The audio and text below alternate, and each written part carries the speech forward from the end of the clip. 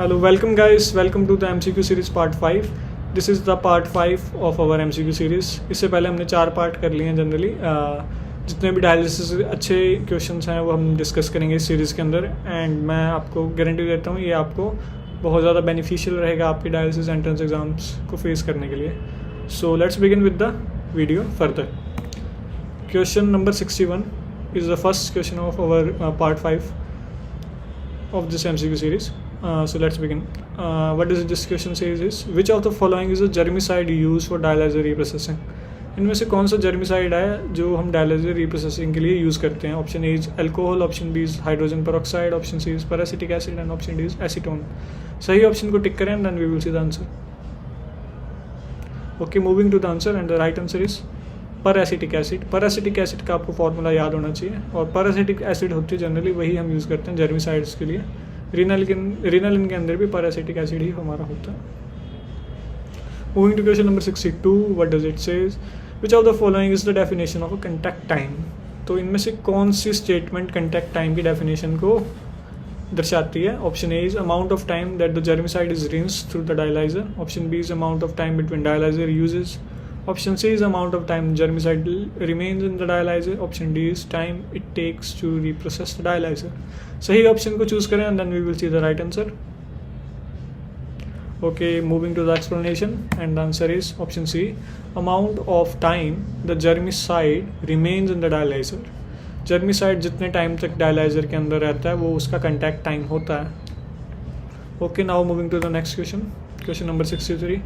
It says AAMI, that is Army Standard Recommended Quality Control Activities, before a reprocessed dialyzer is used on a patient.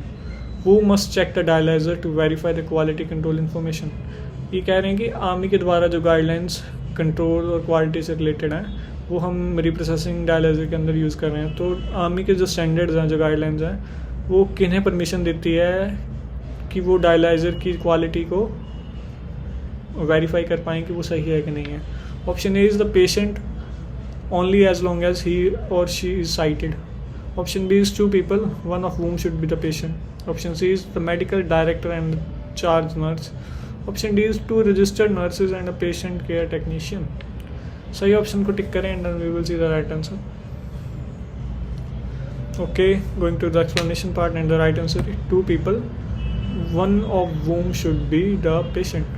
Army जो हमारी guidelines बनाती हैं उनके द्वारा ये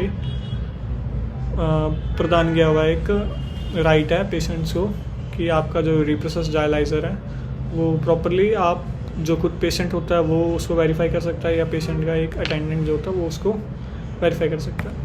moving to question number 64, what does it says, which of the following is a problem in dialyser reprocessing that may cause bacteria और endotoxin contamination of the dialyser?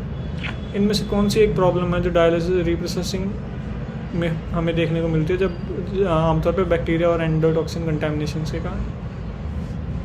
तो option A is use of proper storage condition. Option B is correct contact time use. Option C is use of heat and citric acid. Option D is improperly prepared germicides. इनमें से सही option को choose करें and then we will see the right answer. Okay, moving on to the options, moving on to the explanation and the answer is D, improperly prepared germicides. अगर improperly prepared germicide होगा तो वो फिर अच्छे से हमारे bacteria और endotoxin जो होंगे उनको रेडिएट नहीं कर पाएगा, तो ये सबसे बड़ा प्रॉब्लम रहता है. Moving to question number 65, what does it says, which of the following best describe the dialyzer reprocessing manual? इनमें से कौन सा एक स्टेटमेंट है वो डायलाइजर रिप्रोसेसिंग मैनुअल को सही तरीके से दर्शाता है? Record of the dates and results of all quality assurance and quality control evaluations for the centre. Option B summary of all reuse specification policies procedures training material manuals and the methods and samples of form and labels. Option C is log of the dates of preventive maintenance repairs and results of scheduled testing on all hemodialysis equipments, record of testing required for regulatory agencies on germicides or cleaning agents used in dialysis reuse. तो इनमें से कौन सा statement right है उसको tick करें and then we will see the right answer. Okay, moving to the right answer, moving to the explanation. Option B is the right answer. That is summary of all reuse specifications policies, procedures, training material, manual and methods and samples of form and labels, ये सारे एक dialysis reprocessing manual का सही definition बनता है. Moving on to the next question, that is question number 66. What does it says? It says which of the following are two criteria for rejecting a reprocessed dialyzer.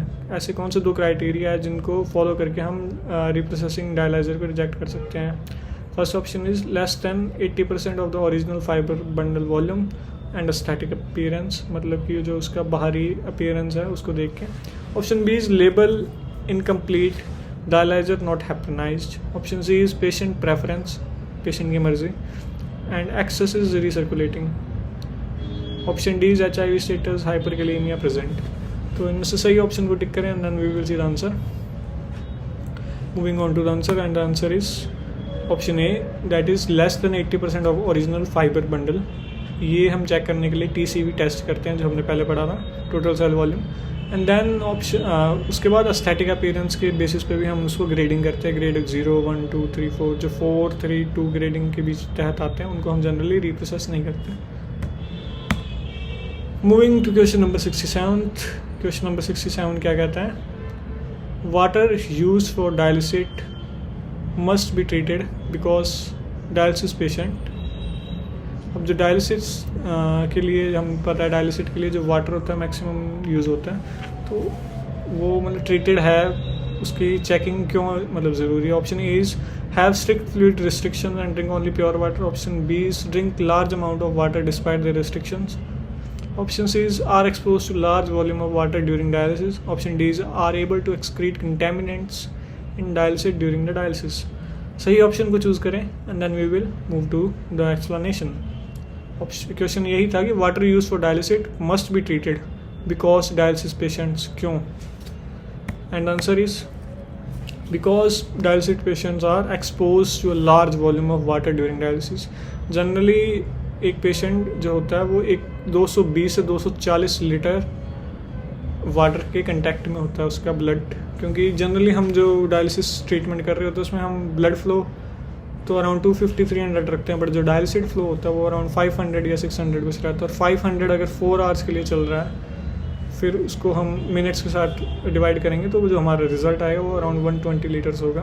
पर ये 120 litres के अलावा भी patient का जो होता है वो ब्लड होता है वो उससे ज़्यादा टाइम डायलिसिस वाटर के कंटेक्ट में रहता है, क्योंकि वो मेडिकेशन भी ले रहा है और इसके अलावा रिप्रोसेसिंग के कारण भी. तो जो ब्लड होता है वो जनरली बहुत ज़्यादा टाइम से कंटेक्ट में रहता है और उसमें कोई कंटेमिनेशन होगा तो वो हार्मफुल रहेगा पेशेंट के लिए. Moving to question number 68, let's see what it says. Question says कि choose the substance which may be added to municipal drinking water supplies to make the water clear. तो ऐसा कौन सा सब्सटेंस है जो म्यूनिसिपल जो हमारी कमेटीज़ होती हैं वो वाटर सप्लाईज के अंदर डाल देती है, जिसके कारण क्या होता है वाटर साफ हो जाता है, क्लियर हो जाता है थोड़ा. Option A is bleach, option B is zinc, option C is potassium and option D is alum. सही ऑप्शन को चूज़ करें and then we will see the right answer. Hope सभी को पता होगा ये. And now answer is option D, alum. Alum क्या होता है? उसकी प्रॉपर्टीज़ होती है बाइंडिंग की, वो फ्लोक्यूलेशन एजेंट के तौर पे भी काम होता है. एलम में आप देख सकते हैं सस्पेंडेड इम्प्योरिटीज़ इन वाटर्स, हमने एलम डाला इसके अंदर, फ्लोक्यूलेंट्स बने. एलम कोगुलेट्स द सस्पेंडेड पार्टिकल्स और फिर जो फ्लॉक्स होते हैं वो सेटल कर जाते हैं बॉटम पे और ऊपर हमें क्लियर वाटर मिल जाता है. तो एलम हमारी जो म्यूनिसिपल कमेटीज़ वगैरह होती है वो ड्रिंकिंग वाटर सप्लाईज के अंदर जनरली डालते हैं. Moving to question number 69. Question number 69 क्या कहता है? The water softener performs the following activities. इनमें से कौन सी प्रॉपर्टीज़ है जो वाटर सॉफ्टनर होता है वो परफॉर्म करता है. सही ऑप्शन को चूज़ करें. Option A is remove calcium and magnesium from water. Option B is remove chlorine and chloramines from water. Option C is adds calcium and magnesium. Option D kill bacteria in the water. सही option को choose करें and then we will see the right answer. Moving to the explanation and the right answer is option A, that is remove calcium and magnesium from water. ये आप देख सकते हैं एक water softener है, उसमें क्या होता है एक ब्राइन टैंक है और एक हमारा फिल्टर है. इसमें सस्पेंडेड पार्टिकल्स होते हैं और जनरली जो हमारा वाटर होता है वो नीचे से ऊपर की तरफ जाता है इस तरीके से, फिर क्लीनिंग होता है इसका. Moving to question number 70. ये कह रहा है which of the following is a limitation of reverse osmosis system. इनमें से कौन सी एक लिमिटेशन है रिवर्स ऑस्मोसिस सिस्टम की? Option A is remove bacteria and endotoxins, option B is remove solutes from the water, option C is thin film composite membrane break down when expose to chlorine and chloramines, and option D is produce purified water. तो इनमें से कौन सी ऐसी limitation है, कौन सा ऐसा drawback है आरओ सिस्टम का? सही ऑप्शन को चूज करें and we will see the right answer. Moving to the answer, and the right answer is option C. The thin film composite membrane break down when composed to the chlorine and chloramines. तो हमारा जो RO membrane होता है, इससे पहले हम जो SSC filters लगाते हैं, मतलब कि सॉफ्टनर हो गया, सैंड फिल्टर हो गया, और हमारा जो कार्बन टैंक होता है, उसका यही रीज़न होता है कि जो आरओ मेम्ब्रेन होती है वो बहुत ही ज़्यादा डेलिकेट होती है और वो बहुत ज़्यादा एक्सपेंसिव भी रहती है, और जनरली हमारा वाटर प्योरीफिकेशन मेनली आरओ पे डिपेंडेंट रहता है। तो हम पहले वाटर को प्री फिल्टर करते हैं जनरली, ताकि जो हमारी कंपोजिट मेम्ब्रेन आरओ की होती है वो एक्सपोज ना हो पाए क्लोरीन्स और क्लोरामाइंस के। इसलिए हम फिर उधर चारकोल फिल्टर भी लगाते हैं ताकि इन दोनों को हम बाइंड कर पाएँ, और फिर इसकी लाइफ स्पैन भी बड़ा रहे और हमारा आरओ जो ट्रीटमेंट प्लांट है वो प्रॉपरली वर्क भी करे। मूविंग टू क्वेश्चन नंबर 71, ये क्या कहता है? Which is the most common way that water treatment systems are disinfected. इनमें से कौन सा ऐसा वे है जिसके थ्रू वाटर ट्रीटमेंट सिस्टम्स को डिसइंफेक्ट किया जाता है? Option A is heat, option B is ozone, option C is chemicals and option D is minerals. सही ऑप्शन को चूज करें and we will see the answer. Moving to the explanation, and the right answer is chemical sterilization generally RO की जाती है और treatment water treatment plant की, और liquid sterilization generally हम परफॉर्म करते हैं जिसमें हाइड्रोजन पेरोक्साइड, लेटरहेल्डिहाइड या हाइपोक्लोराइड जनरली यूज होता है। Moving to question number 72, what does it says? It says contamination of water by bacteria and endotoxin may cause one of these reaction. तो contamination जो bacteria और endotoxin का होता है वो इनमें से क्या कॉज करता है? Option A is blood vision, option B is bone disease, option C is pyrogenic, and option D is double vision. सही ऑप्शन को चूज करें and then we will see the right answer. Hope आपने अपना answer tick कर लिया होगा। Let's see, and option C is the right answer, that is pyrogenic. Pyrogens क्या होते हैं? एंडोटॉक्सिन हो गया, LTA हो गया, PG, फंजाई, सिंथेटिक सब्सटेंसेस जो होते हैं वो होते हैं। इसके पायरोजन टेस्टिंग एसिड्स भी हम जनरली यूज़ करते हैं, और वाटर ट्रीटमेंट सिस्टम में आपने पढ़ा भी होगा लिमुलस अमीबोसाइड लाइसेट टेस्ट होता है, लाल टेस्ट भी बोलते हैं उसको, या मैट मोनोसाइट एक्टिवेशन टेस्ट, या RPT रैबिट पायरोजन टेस्ट होता है। ये हम परफॉर्म करके पायरोजन्स को पता लगाते हैं।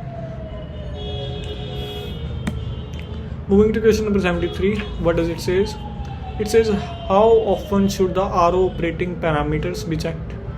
जो RO के ऑपरेटिंग पैरामीटर्स हैं उनको जनरली कितने टाइम के अंदर चेक करना चाहिए? Option A is weekly, option B is hourly, option C is monthly, and option D is daily.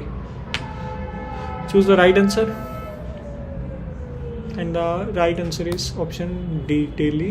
Daily ही हमें RO के जो ऑपरेटिंग पैरामीटर्स हैं उनको वेरीफाई करना होता है, क्योंकि अगर इसमें कोई दिक्कत होगी तो वाटर होगा वो कंटेमिनेट हो जाएगा, और water contaminated generally blood contact में आएगा और पेशेंट्स में फिर हमें सिम्टम्स देखने को मिलेंगे।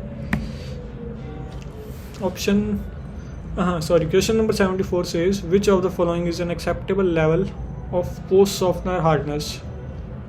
कौन सा ऐसा ऑप्शन सही है जो हमें बताता है acceptable level of post softener hardness? Option A is 0.8 grains पर gallon, option B is 1.1 grains पर gallon, option C is 1.5 grain per gallon, option D is 2 grains पर गैलन। सही ऑप्शन को चूज करें and then we will see the answer. Okay, moving to the answer, and answer is A option 0.8 grains पर gallon. ये water hardness का एक scale होता है, इसमें जनरली हम PPM या ग्रेन्स पर गैलन के बेसिस पे चेक करते हैं। तो 0.8 ग्रेन्स पर गैलन अगर लेस देन है तो वो वाटर हम सॉफ्ट बोलेंगे, और अगर इससे ज़्यादा ग्रेन्स पर गैलन है तो वो वेरी हार्ड के अंदर आ जाता है। ये दो पैरामीटर्स के बेसिस पे हम मतलब जो वाटर की सॉफ्टनेस और हार्डनेस को डिस्क्राइब करते हैं। तो ग्रेन्स पर gallon is a measure for measuring the hardness of water. So this was all. Okay, sorry, one question more. According to Army standards, bacteriologic testing for water and dialysis should take place. Army guidelines के द्वारा bacterial testing जो होती है water की और डायलिसिट की वो कितने टाइम इंटरवल्स के दौरान करनी चाहिए? Option A is daily, option B is weekly, option C is monthly and option D is yearly. सही ऑप्शन को चूज़ करें and then we will see the right answer. Okay, moving on to the right answer and the option is C. तो generally bacteriological testing जो पानी की होती है और डायलिसिट की होती है, आर्मी स्टैंडर्ड्स के अकॉर्डिंग हमें मंथली करनी चाहिए. It is very important. Generally questions पूछे भी जाते हैं हमारे एग्जामिनेशंस के अंदर. So this was all about this video. This was the part 5 of our MCQ series. Hope you enjoyed. Like, share, subscribe our channel. Thank you.